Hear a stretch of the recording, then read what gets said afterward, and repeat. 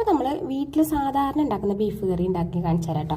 നമ്മൾ ബീഫ് കഴുകിയെടുത്തിട്ടുണ്ട്. അതിലേക്ക് ഇഞ്ചി വെളുത്തുള്ളി പേസ്റ്റ്, പിന്നെ പച്ചമുളക്, പിന്നെ പൊടികൾ മഞ്ഞൾപ്പൊടി, മല്ലിപ്പൊടി, മുളക് പൊടി, ഗരം മസാലപ്പൊടി ചൂടാക്കിയത് കേട്ടോ, അതും കൂടി ചേർത്തിട്ടുണ്ട്. ഇനി ഇത് അമ്മ എപ്പോഴും ചെയ്യുന്ന ഒരു ട്രിക്കാണ് കേട്ടോ. നമ്മൾ ഉപ്പില്ലേ, കല്ലുപ്പാണ് എടുത്തിട്ടുള്ളത്. അതിലേക്ക് നാടൻ വേപ്പിൻ്റെ ഇല എടുത്തിട്ടുണ്ട്.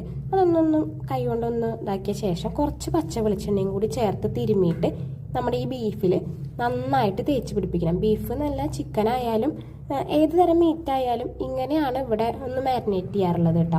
അപ്പം നല്ല മണം വരും കേട്ടോ ഈ സാധനങ്ങൾ നന്നായി കുഴച്ച് കഴിഞ്ഞാൽ. അപ്പം നന്നായി കുഴച്ച് റെഡിയാക്കി വെച്ച ശേഷം കുക്കറിലാണ് വേവിക്കണത്. പിന്നെ അതിൽ പാകത്തിന് വെള്ളം ഒഴിച്ചിട്ട് നമുക്കൊന്ന് വേവിച്ചെടുക്കാം. അപ്പം നമ്മൾ ബീഫും കായാണ് കേട്ടോ കറി വയ്ക്കാൻ പോണത്.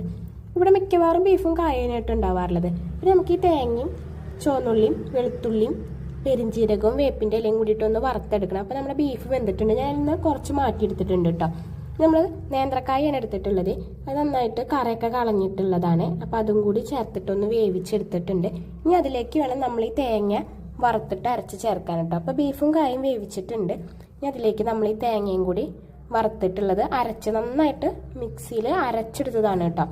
അമ്മീം അരയ്ക്കണതാണ് സൂപ്പർ, പക്ഷെ നമ്മൾ മിക്സിയിൽ അരച്ച് അപ്പോൾ അത് മിക്സിയിൽ അരച്ചിട്ട് ഇനി അതൊന്ന് തിളച്ച് കഴിഞ്ഞാൽ നമ്മുടെ കറി റെഡി ആയിട്ടുണ്ട്. പിന്നെ വറവിടലാണ് കേട്ടോ. വറവിടുമ്പോൾ നമ്മൾ ചെറുള്ളി എടുത്തിട്ട് വറവിടാം, അല്ലാന്നുണ്ടെങ്കിൽ കുറച്ച് തക്കാളിയും സവോളയും കൂടി വഴറ്റിയിട്ട് അതും കൂടി ചേർത്ത് കഴിഞ്ഞാൽ നമ്മുടെ ബീഫും കായും കറി റെഡി ആയിട്ടുണ്ട് കേട്ടോ.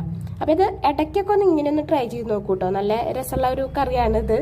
വറുത്തരച്ചിട്ട് വേണമെങ്കിൽ അങ്ങനെ വെക്കാം, അല്ലാന്നുണ്ടെങ്കിൽ റോസ്റ്റ് പോലെ അങ്ങനെയും വെക്കാം കേട്ടോ. അപ്പോൾ ഇന്നത്തെ വീഡിയോ ഇത്രേ ഉള്ളൂ.